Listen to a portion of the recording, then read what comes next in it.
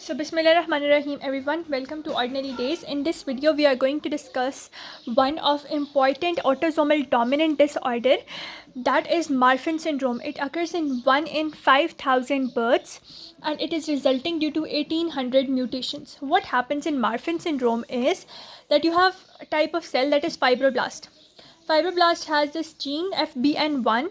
That FBN1 produces fibrillin 1 protein. Because of the absence of this fibrillin 1 protein, you have loss of microfibrils. One important thing to note is that FBN1 gene is located on 15q21 chromosomal location. Because of this loss of FBN1, loss of the fibrillin protein, we have loss of microfibrils.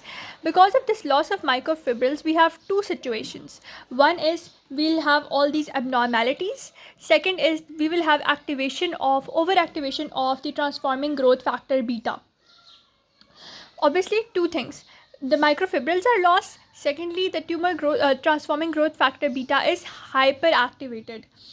So what happens in the loss of microfibrils, because microfibrils are important for your skeleton, for your eyes, for your cardiovascular system, it will lead to three types of manifestations.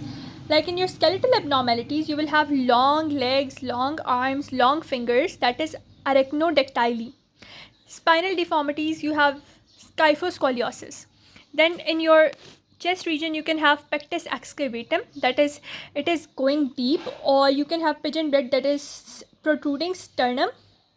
And also you can observe hyperextensibility of the joints. So in skeletal abnormalities, your fingers, your legs, your arms will be long, that will be arachnodactyly. Second thing, hyperextensibility of the joints. Third thing, you can either have pectus excavatum or pectus or the pigeon chest deformity. Fourth thing, your spinal cord, it will undergo kyphoscoliosis. So this is all you can observe.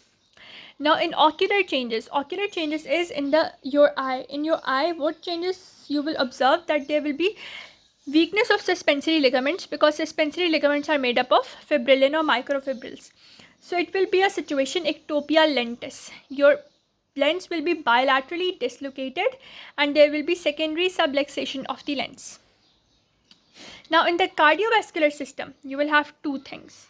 That is cystic medianecrosis. Cystic medianecrosis are the type of things that are produced similar to in hypertension. And second thing is you will have mitral valve prolapse that will lead to floppy valve syndrome. So three things: skeletal abnormalities, your CVS abnormalities, which include cystic medianecrosis and mitral valve syndrome, the floppy valve syndrome, and the third thing is your ocular changes, which is ectopia lentis. So three things will be observed.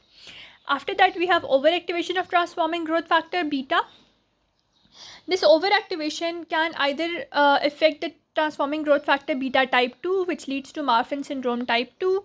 And they're also saying that this transforming growth factor beta 3, if it is affected, it is very lethal form, because it leads to aortic aneurysm, like bleeding of the aorta, and cardiovascular manifestations in early childhood. Now, one thing about this is this Marfan syndrome is leading to hypertension. So we will give the drugs that block hypertension, that are beta blockers. Secondly, we are going to give a drug that is also a hypertensive blocker drug, and it blocks the transforming growth factor beta. That one is angiotensin receptor blocker. It not only lowers the blood pressure, but it also stops the transforming growth factor beta from its deleterious or harmful activities. So that was all from my side regarding Marfan syndrome. Always remember, it's about three things, that is skeletal abnormalities, ocular changes, and cardiovascular manifestations. There is loss of microfibrils plus overactivation of transforming growth factor beta. So that is all about Marfan syndrome. Please like, share and subscribe to my channel, and keep on watching for more such informative videos.